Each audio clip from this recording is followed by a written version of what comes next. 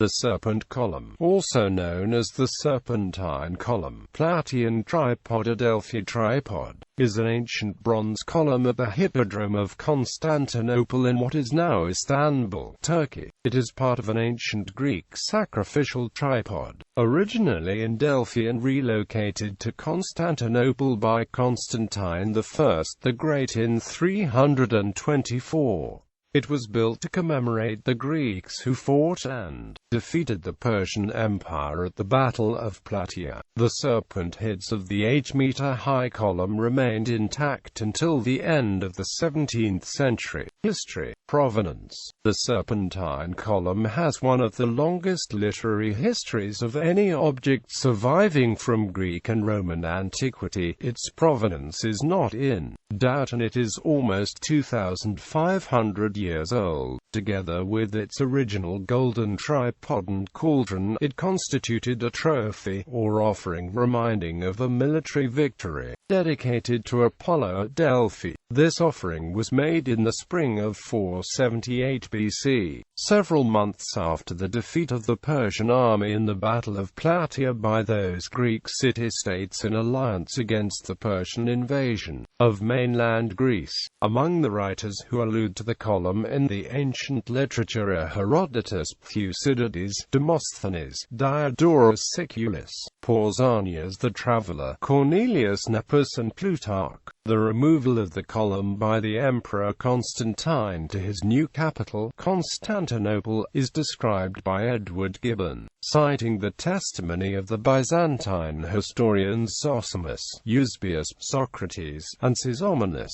Battle of Plataea. The invasion, a combined land and sea expedition, which began in 480 BC, fell under the command of the king himself, Xerxes I of Persia, and his brother-in-law and cousin Mardonius, who had been a close confidant of Xerxes' father, Darius I of Persia. Mardonius had led the first invasion into Greece 10 years earlier, but ultimately was wounded and subsequently called back by Darius. Mardonius was replaced by Datus, an Artaphernes' son who, after initial success, were decisively beaten at the hands of the Athenians in the Battle of Marathon in 490 BC. Mardonius eventually persuaded Darius to mount a second invasion. It had twin objectives, the first of which was forcing the submission of those city-states on mainland Greece who had refused to provide the symbolic tribute of earth and water to the Persian king. The second objective was to punish the cities which had supported the Ionian Greeks who, under the leadership of Aristagoras of Miletus, revolted against Persian rule in 499 BC.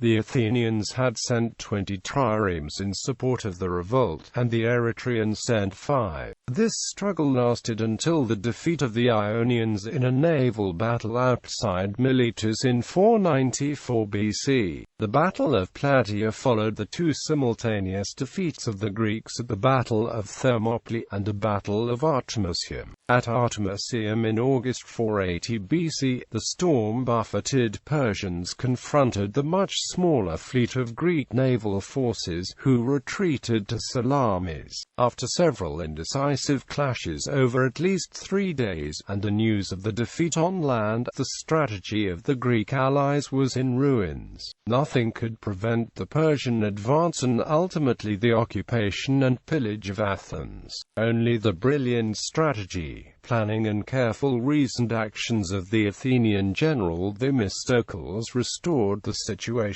He arranged to evacuate the inhabitants of Athens before the invasion to the island of Salamis. Then he persuaded the reluctant Peloponnesian cities to stop and fight a naval battle in the Straits of Salamis, rather than retreat to the isthmus, thus drawing Xerxes in to attack the Greek fleet in the straits. After Salamis, Xerxes withdrew to Sardis but left a land force in Thrace under the generalship of the experienced campaigner Mardonius. He repossessed Athens in the spring of 479 BC, and after the failure of diplomacy conducted by Alexander of Macedon on behalf of the Persians, to persuade the Athenians to a separate peace, the war continued. On learning that a Spartan force was on the march from the Peloponnese, Mardonius set fire to Athens again and removed his force to a strategic position in Boeotia, north of the river Asopus. The Greeks, under the leadership of Pausanias, regent of Sparta, drew up on high ground in defensive positions south of the river Asopus and above the plain of Plataea. After days of skirmishing and changes of position on the Greek side, Mardonius launched a full attack. The result of the complex battle was complete victory for the Spartans. Under the leadership of Pausanias, Mardonius was killed and the Persians fled in confusion, led by Artabazus, the Persian second in command. The significance of the Battle of Plataea. The Greek victories at Plataea and contemporaneous naval battle at Mycale had the result that never again would the Persian Empire launch an attack on mainland Greece. Afterwards, Persia pursued its policies by diplomacy, bribery and cajolement, playing one city-state against another. But, by these victories, and through the Delian League, Athens was able to consolidate its power in the flowering of Athenian democracy in 5th century Athens, under the leadership of Pericles, son of Xanthippus. After the Battle of Plataea, the last battle of the Greco-Persian Wars, the Greeks erected a bronze column of 3 intertwined snakes, whose bodies formed the column, to commemorate the 31 Greek city-states that participated in the battle. According to Herodotus, the bronze column was built using the bronze from the melted-down Persian weapons. A golden tripod topped the column, made by Persian weapons, and the whole monument was dedicated to the god Apollo and was placed next to the altar of Apollo at Delphi. In ancient writers, after describing the Greek victory at Plataea in 479 BC, Herodotus recounts the collection of rich spoils by the Helots, who had taken part in the battle, and then records the decision of the Greek cities to dedicate an offering to Apollo at Delphi. Having brought all the loot together, they set apart a tithe for the god of Delphi. For this was made and dedicated the tripod which rests upon the bronze three-headed serpent nearest to the altar. In the same chapter, Herodotus records that dedications were also made to Zeus at Olympia and to Poseidon at the Isthmus. It is significant that precedence was given to Apollo at Delphi, despite the ambiguities in the responses of the Delphic oracle about the outcome of the invasion, and a suspicion that Delphi was sympathetic to the Persians. Thucydides and Demosthenes. An insight into the political squabbles of the victorious Greeks over this monument is given in the following passages. Full of arrogance over his victory at Plataea and the subsequent ease with which he punished the Theban leaders for the support of the Persians, Pausanias ordered a dedication on the column ascribing victory to himself alone.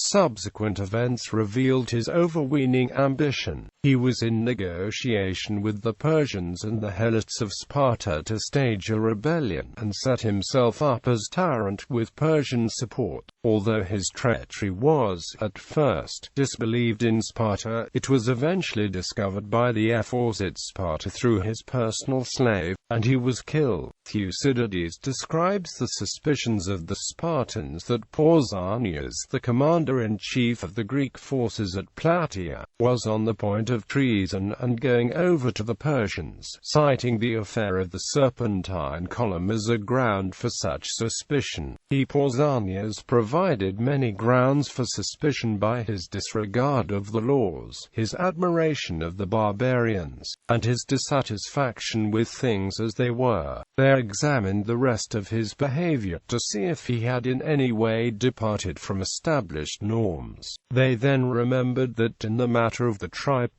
at Delphi, which the Greeks set up from the first fruits of the victory over the Persians, he had thought fit, on his own account, to have a diptych engraved upon it. Pausanias, commander-in-chief of the Greeks when he had destroyed the army of the Medes, dedicated this memorial to Phoebus.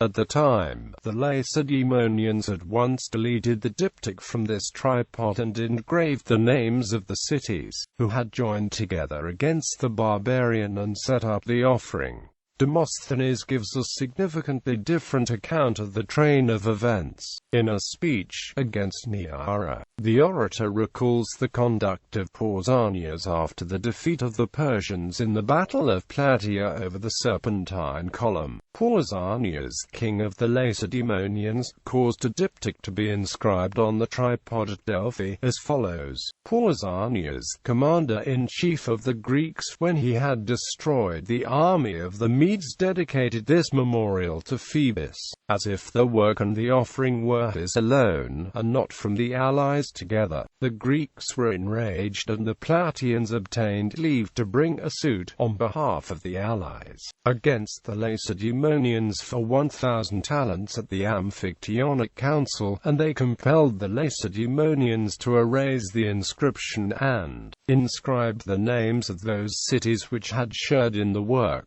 The orator goes on to argue that this action rankled with the Lacedaemonians and was a strong motive, 50 years later, in their influencing the Theban night attack on Plataea in 431 BC, which was the first action in the Peloponnesian War described in Thucydides' Book 2.